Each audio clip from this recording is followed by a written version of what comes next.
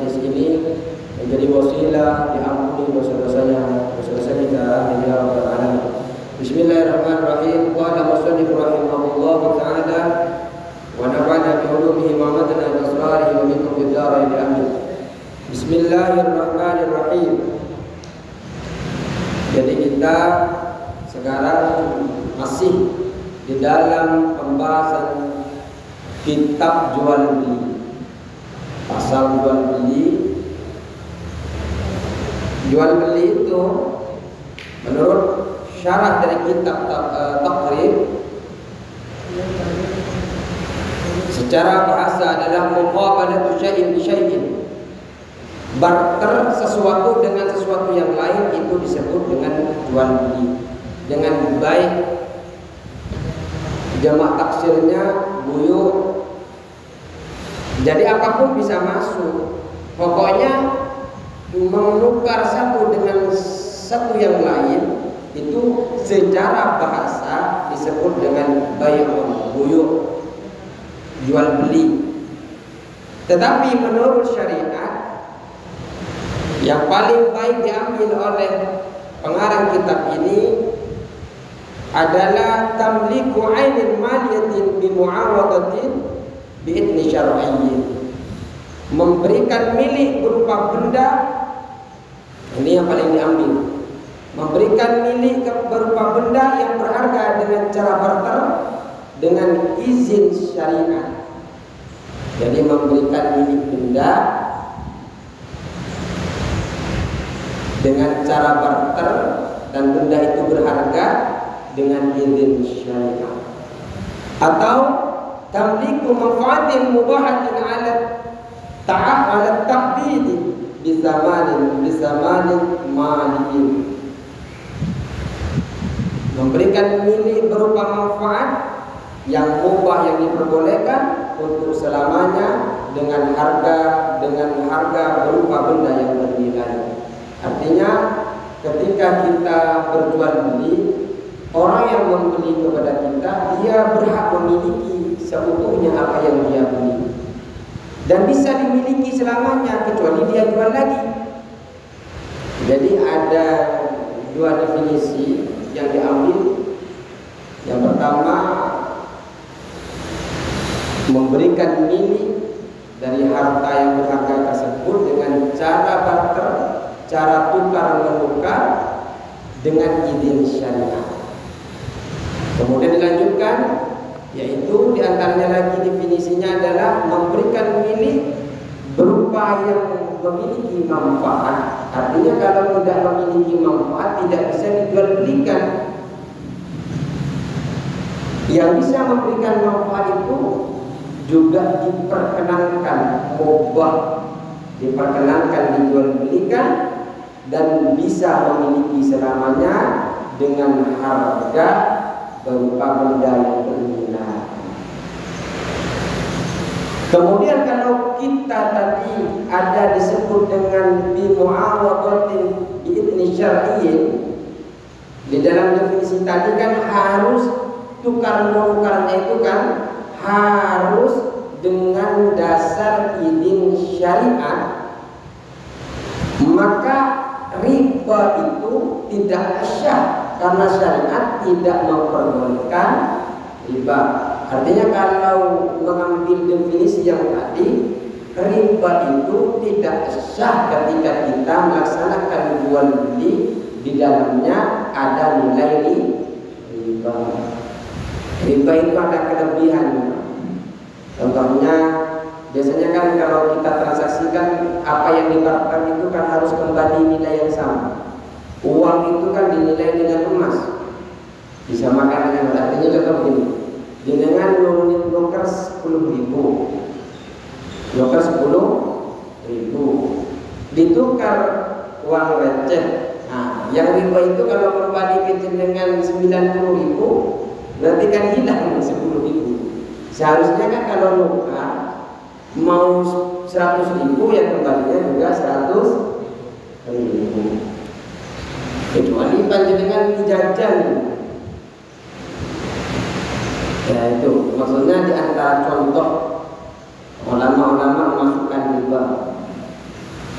Wa qala fi mafad tamlik haqqin bina, termasuk juga di dalam manfaat adalah memberikan milik hak untuk membangun. Artinya kalau sudah dibeli maka dia diperkenankan untuk membangun. Artinya kalau dia sudah beli kepada kita jangan dihalang-halangi, Pak. Bukan hak kita. Terus, nah kita masuk ke pelajaran kita. Nah ini, wa kharaja bi zamanin ujrah fil ijarati. Ongkos itu juga tidak termasuk harga,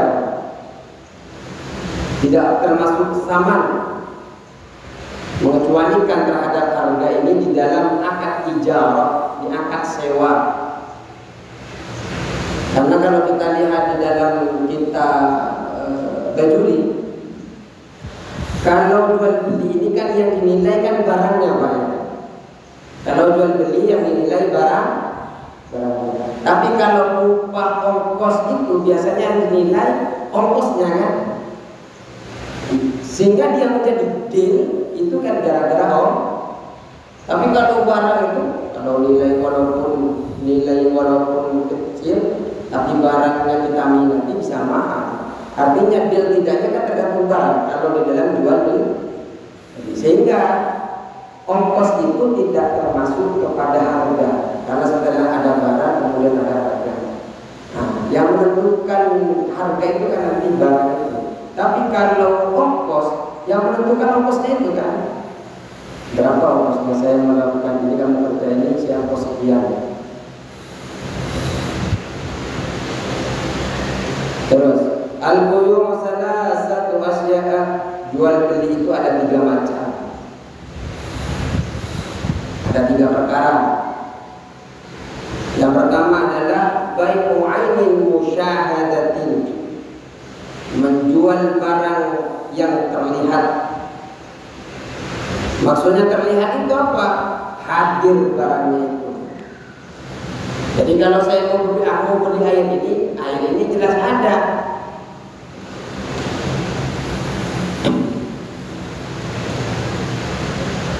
Jadi minum sambil nunggu jemaah.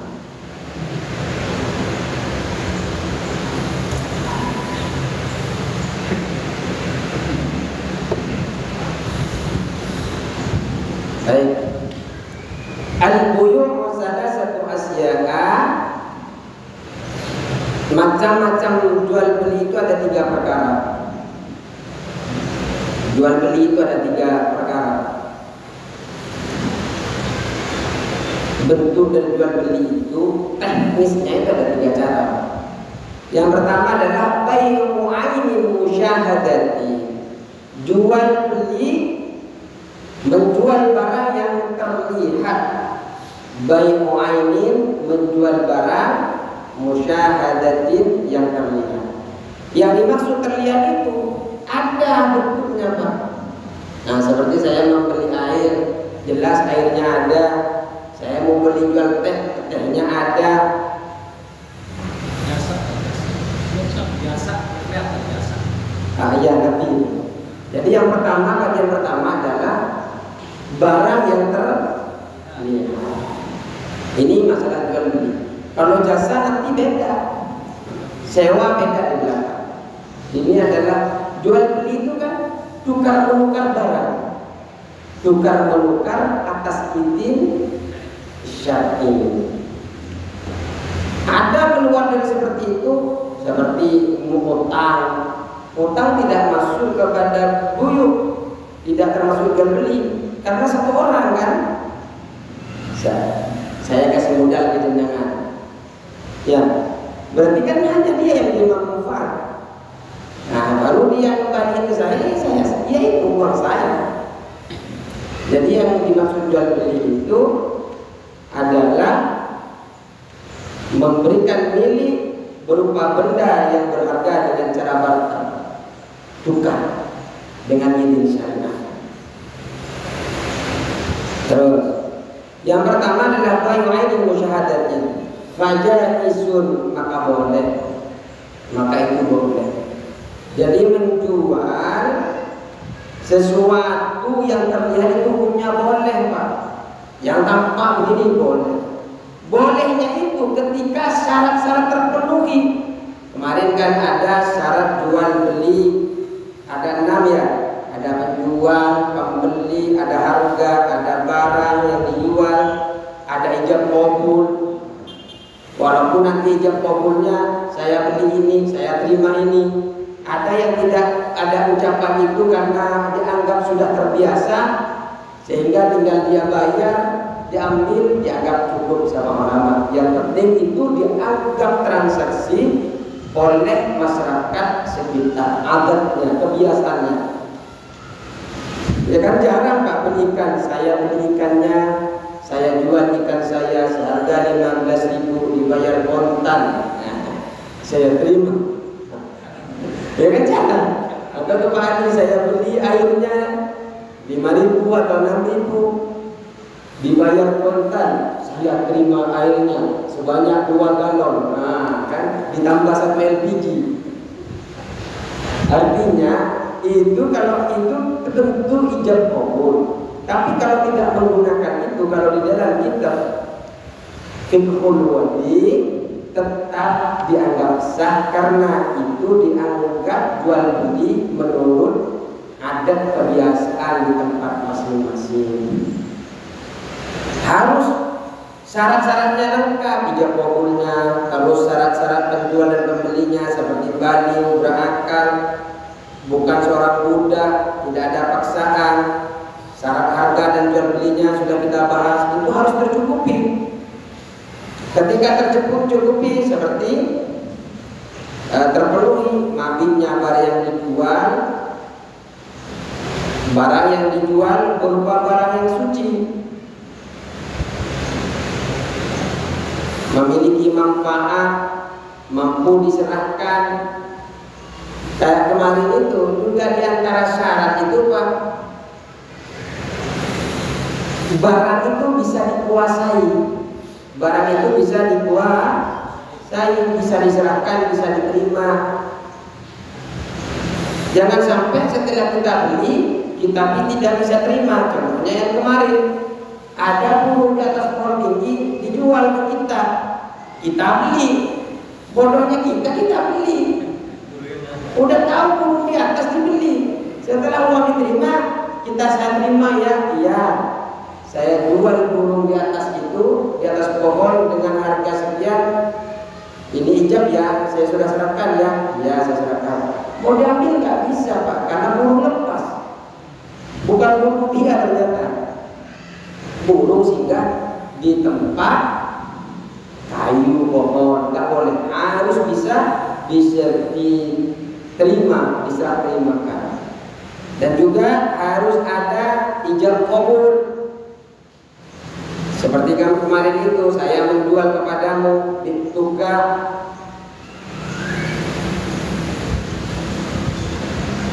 malak tukar, saya memberikan kepemilikan kepadamu, sama, saya jual kepadamu dengan harga sekian-sekian, boleh. Yang kedua, berarti yang pertama kalau tadi saya menjual itu namanya ijab. Saya beli dengan harga sekian, namanya qabul. Berarti sah kalau menjual barang yang tampak. Kalau menjual barang yang tampak, yang hadir hukumnya sah. Yang kedua, bai'u syai'in mawsufin fil dhimmati.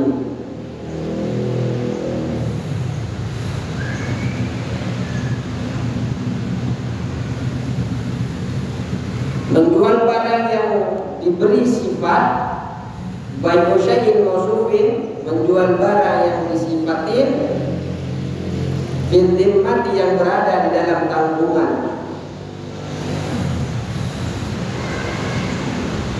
Jadi menjual barang yang disifati di dalam tanggungan, hukumnya ini boleh. Jadi beli barang, saya ingin beli barang yang merek ini, warnanya ini, ininya ini, gentengnya ini, pokoknya seperti itu, disifati, pesan dia. Makanya ini disebut dengan akad salam, akad pesanan. Hukumnya fajaizun, boleh. Idza wujidat. Jadi yang nomor dua, bai'u syai'in mawsufin fi dhimmati. Yang nomor dua adalah menjual barang, menjual sesuatu yang disifati di dalam tanggungannya. Hukumnya boleh, fajaizun, maka itu boleh. Idza wujidat, ketika ditemukan, ketika terdapat as-sifatu ala ma usifa bihi. Hukumnya ini boleh ketika di dalam akad tersebut Di dalam barang yang kita pesan itu ditemukan sifat-sifat yang digunakan untuk mensifati. Dan ini sifat-sifat ini akan kita jelaskan di dalam pasal as-salam. Nanti yang nomor 2 ini akan ada babnya khusus, bab pesanan. Jadi boleh dengan saya mau beli rumahnya bentuknya seperti ini. Kalau ternyata apa yang panjenengan pesan itu sesuai, maka diperbolehkan. Nanti ada bab khusus. Yang ketiga, bai'u ainin wa hibatin. Menjual barang yang sama, lam tusyahad, yang tidak terlihat. Jadi kedua orang tersebut menjual barang, tapi keduanya tidak bisa melihat barang tersebut. Saya mau jual ini, tapi dia tidak bisa melihat. Maka hukumnya pada yajuzu, maka tidak boleh jual beli. Nah, contohnya lagi yang bisa dilihat itu kan yang nomor 2. Yang nomor itu tadi yang bersifat itu. Biasanya kalau beli jenengan beli online, biasanya kan jenengan nggak melihat barang, cuma melihat deskripsinya kan. Nah, salapnya mereknya ini, ukurannya sekian, dalamannya warnanya sekian, ya ongkirnya sekian, kan lengkap itu Pak, deskripsi ya. Jadi kalau sesuai dengan itu, sesuai dengan deskripsi yang mensifati barang tersebut, maka boleh. Makanya harus hati-hati. Maksudnya kita mempelajari seperti ini agar di antara dua belah pihak ini tidak ada yang dirugikan. Islam itu tidak ingin umatnya rugi.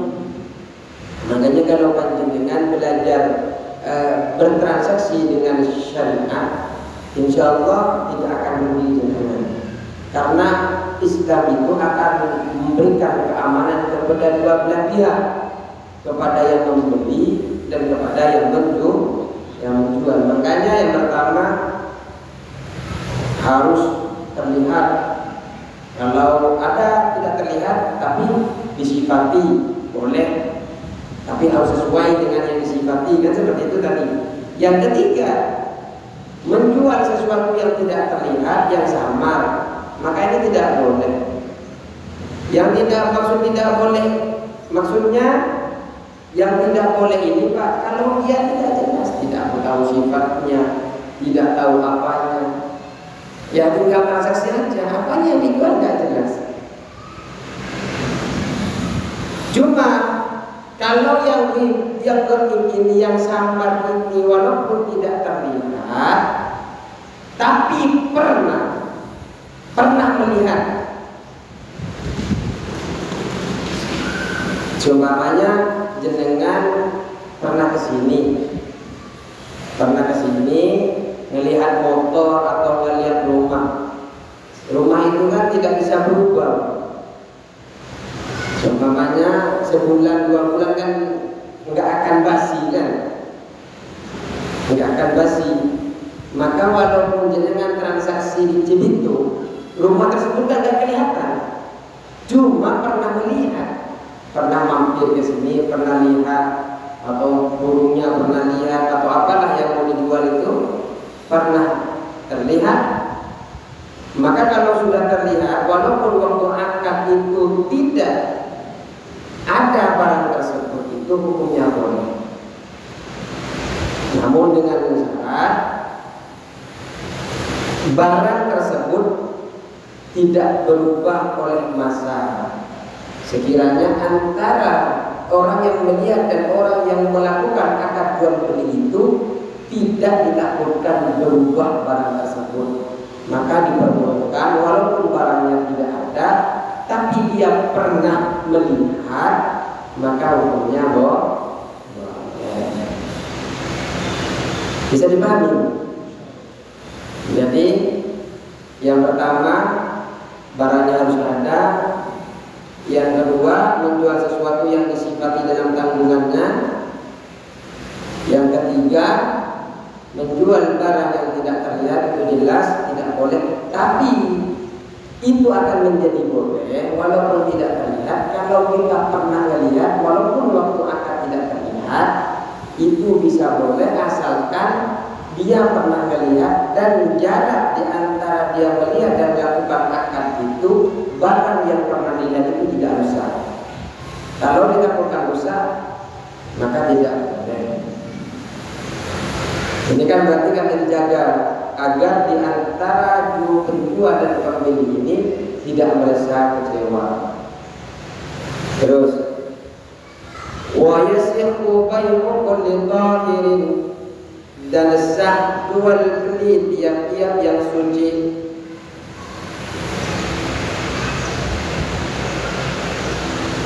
Menjual tiap barang yang suci, muntafain bihi, yang memiliki manfaat, yang dimiliki manfaat di dalam hidup kalian, mamlukin yang dimiliki,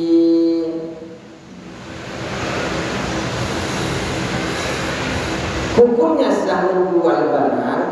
Pertama suci, memiliki manfaat dan dimiliki. Apa yang dimaksud? Yang dimaksud adalah barang yang dijual itu harus suci, harus memiliki manfaat. Kalau tidak memiliki manfaat, tidak sah, harus dimiliki. Kalau jenengan jual barang bukan milik jenengan, dia nggak sah. Tapi kalau milik orang lain, atas izin dia dijual, harganya atas izin dia, maka boleh. Nanti kalau ada waktu kita akan membahas tentang yang sekarang ini kan seperti dropship, reseller, ya. Ini kalau ada waktu.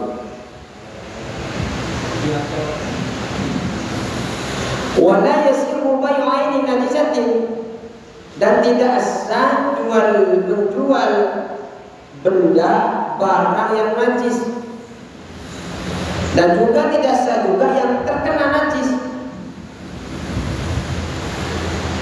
Yang najis seperti homer, yang bukan najis seperti cuka, tapi tidak bisa disucikan.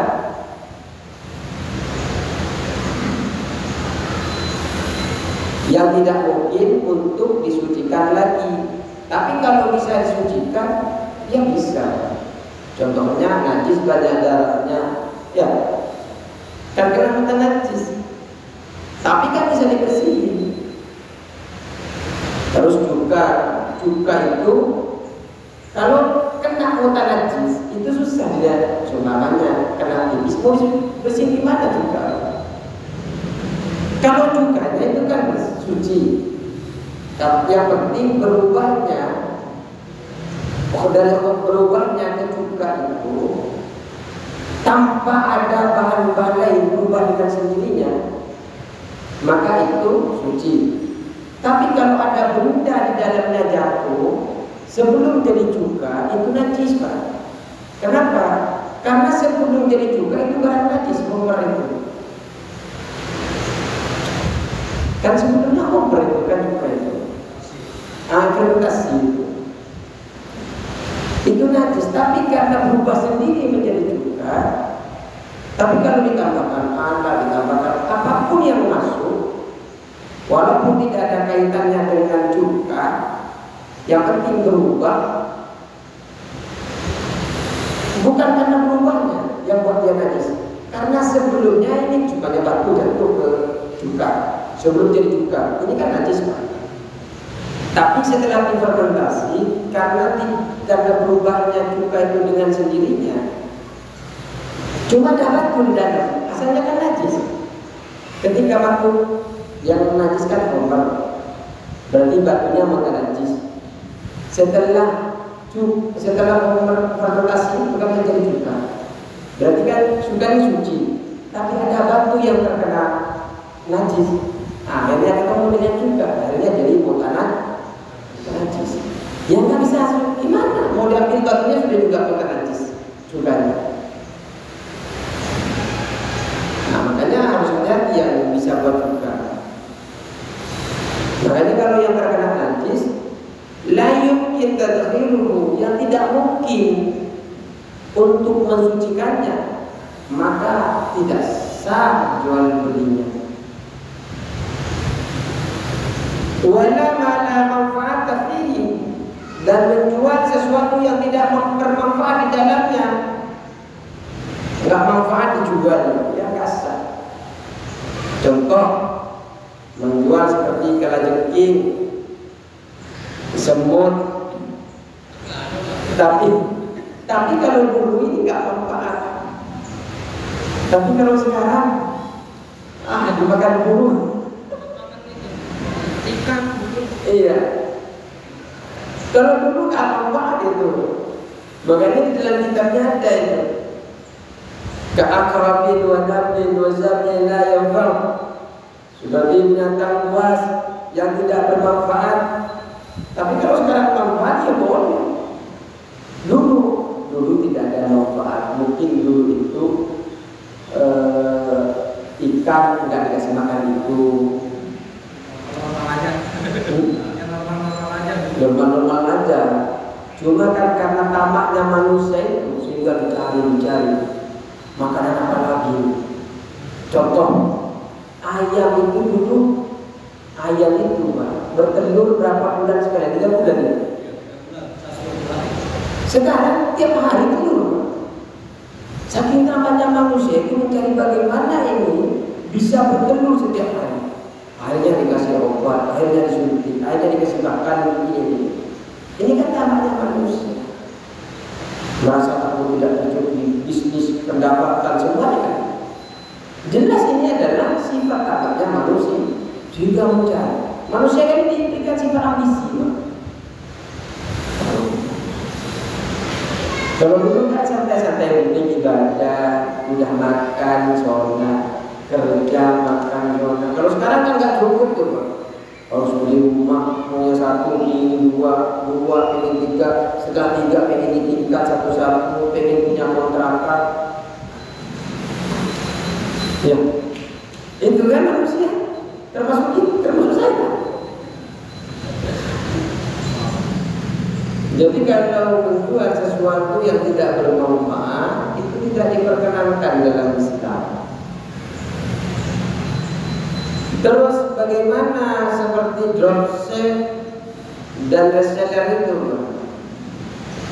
Ini kan istilah-istilah di dalam jual beli di dalam online.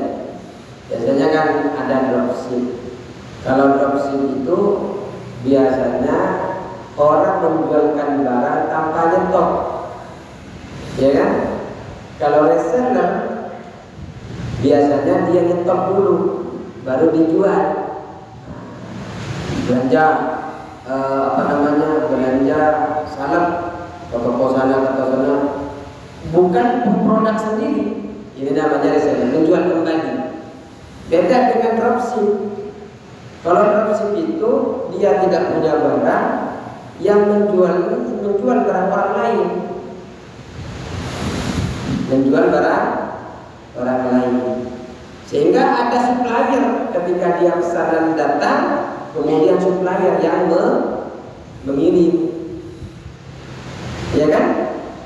Jadi kalau dropship itu kita nggak punya barang, tapi ketika ada pesanan, ada supplier lain yang mengirim. Nah, yang demikian ini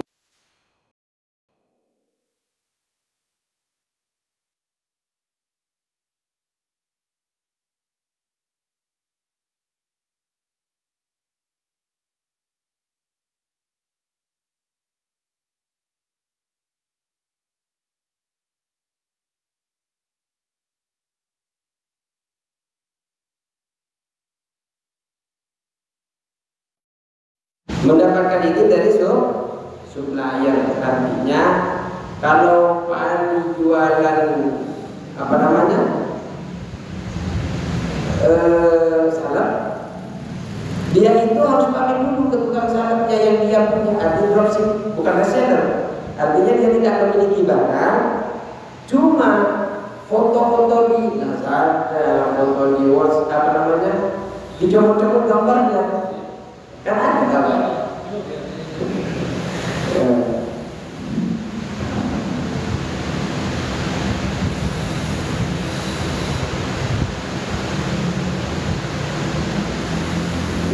Ada kan seperti itu. Kalau yang mendapatkan izin ini, Pak,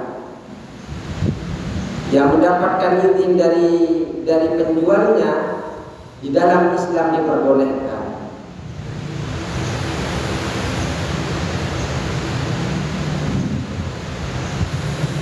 Yang penting ini nanti teknisnya ada dua. Ada ketika diperbolehkan, nanti bisa hasil ini dia menjual barang sesuai dengan si punya. Sumbangannya seharusnya harga 10.000, dia harga 10.000. Keuntungannya dari mana? Diberikan oleh supplier. Ada yang memberikan kepada dia, silakan diizinkan jual berapapun, terserah kamu. Pada dasarnya yang dijual dropship ini kan belum menjadi miliknya. Padahal ketika menjual barang itu di dalam akad itu harus menjadi milik sendiri. Maka dia itu seperti makelar. Makelar. Kenapa? Karena tidak punya barang orang lain yang dijual. Nah, model makelar begini ini oleh ulama ada yang menghalalkan, ada yang mengharamkan. Tapi kalau yang mengizinkan itu halal. Tapi kalau yang belum mendapatkan izin, hukumnya haram. Artinya panjenengan asal nomor, madhab mayoritas ulama menghukumi haram. Karena itu bukan milik kita. Tanpa izin, ini kita boleh yang tanpa izin dulu. Artinya dia itu mengkelakar, dia tidak memiliki izin, tidak memiliki bendanya, sehingga yang ditakutkan adalah ketika orang belanja ke dia tidak bisa memberikan barang tersebut karena tidak tahu stok punya orang itu. Sehingga apa? Kemudian orang yang membeli itu dikecewakan karena ingin beli ternyata barangnya tidak ada. Kenapa? Karena tanpa izin. Kalau sudah ada pembicaraan dengan supplier, pastinya kan dikasih tahu barang ini sudah habis ya, kosongin, kan begitu. Tapi karena dia menjual tanpa pamit, hanya tidak tahu stoknya. Ketika ada orang pesan, tahu-tahu dilaporkan ini. Nah, barang yang dijual seperti ini, yang sifatnya makelar seperti ini, di dalam mayoritas ulama sebagai transaksi haram. Walaupun sebenarnya di dalam madhab Hanafi memperbolehkan. Artinya menjadi makelar seperti itu,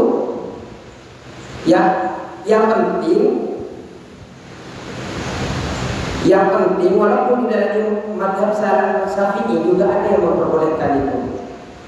Yang penting ketika kita mau jadi makelar itu mengetahui ciri-ciri umum dari barang itu. Jangan sampai tidak tahu, asal jual barangnya, belum tahu bentuknya, belum tahu apanya, tinggal comot dijual.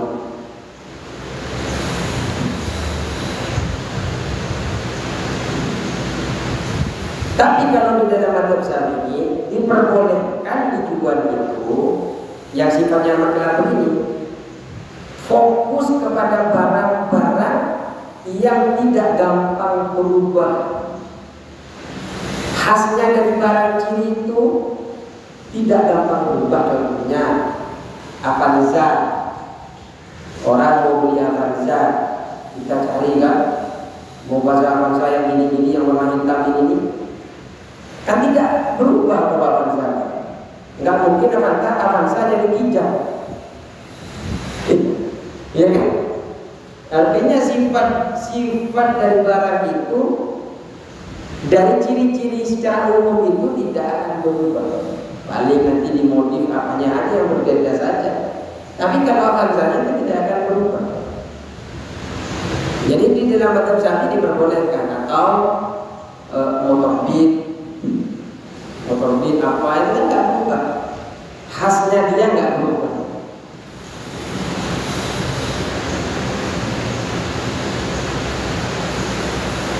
Yang melemahkan dari barang ini Pak, karena pertama tidak mendapatkan izin untuk menjadi dropshipper.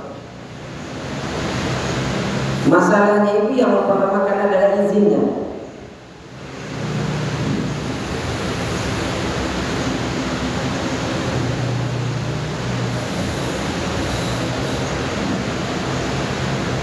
Dan ada juga yang memperbolehkan dari mazhab Maliki itu, kalau sistem maklar itu sebenarnya diperbolehkan Pak. Kalau sistem maklar itu ada orang ini ulama kontemporer namanya Wahbah Suhaimi, itu memperbolehkan maklar, karena menurut beliau itu walaupun maklar juga mengeluarkan biaya, mengeluarkan dana, mengeluarkan tenaga.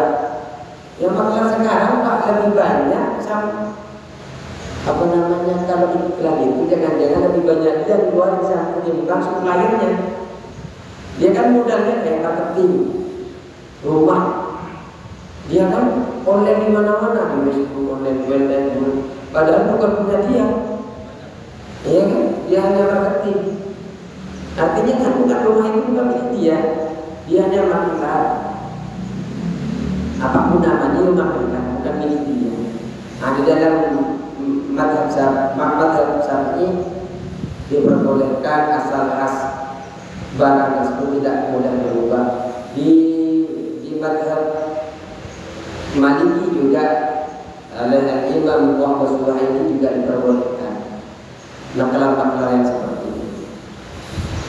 Kalau yang sistem kedua ini yang minta izin kepada supplier, izin Pak, mau jual barangnya, saya jual barangnya boleh tidak, kemudian izin, atau ngecek dulu tidak boleh nggak saya jual barang ini. Nah, orang itu nanti kan menjadi wakil atau menjadi hak kuasa dari orang yang punya barang. Maka yang kedua ini, yang diberikan izin untuk menjual ini, sistem ini bukan sistem maklar, tapi bayu ainin riba mausufatin.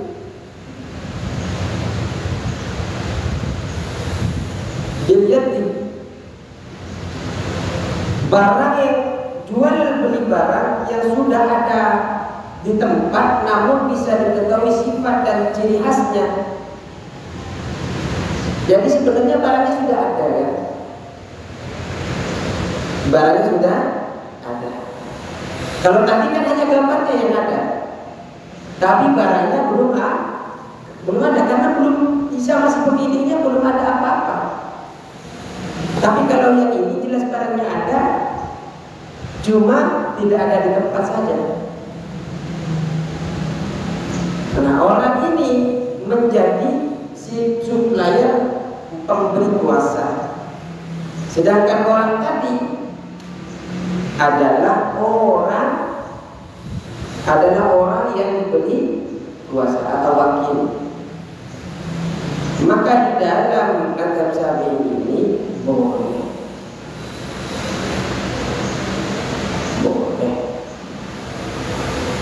Karena jelas nanti bentarnya itu ada. Di dalam 3 ciri tadi itu kan berarti termasuk yang ketiga. Jadi barangnya jelas ada, cuma karena waktu akad tidak terlihat.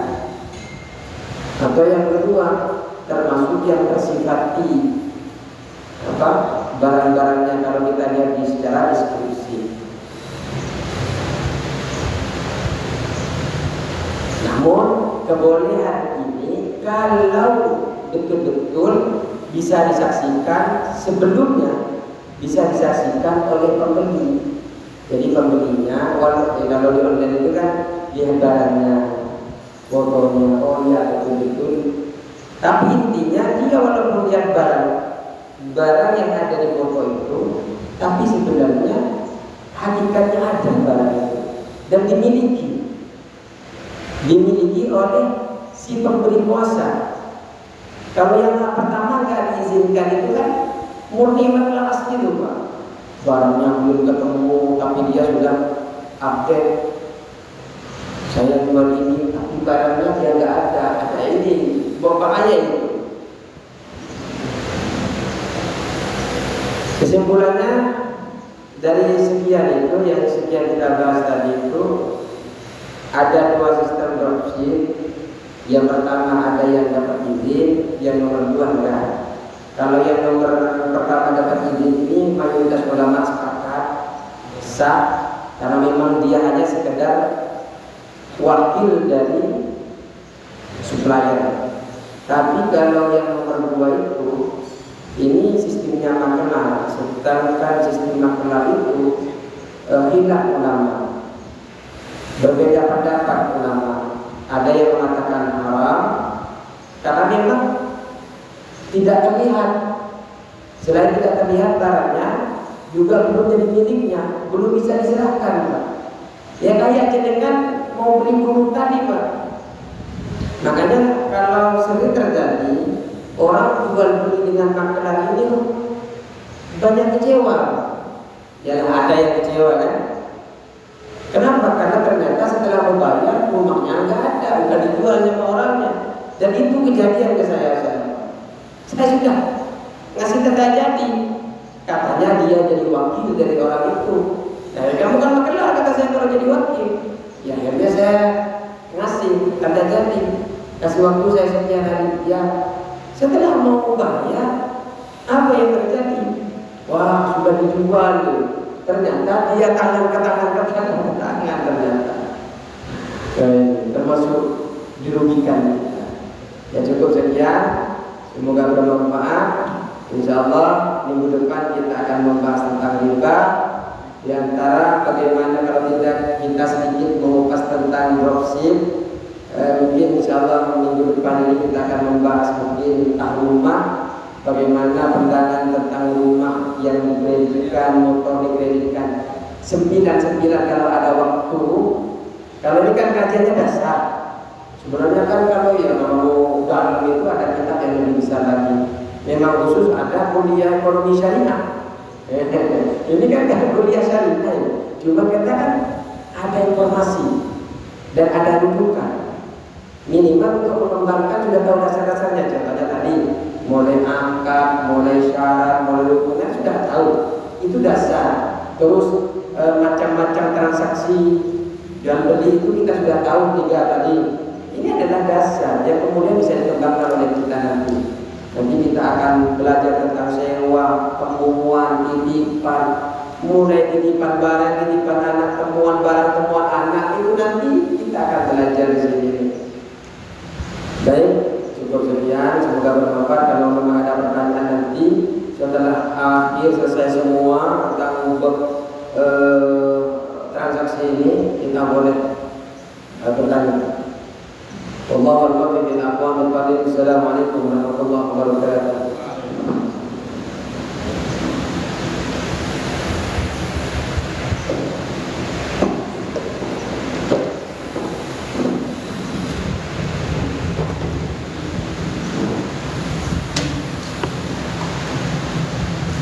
Allah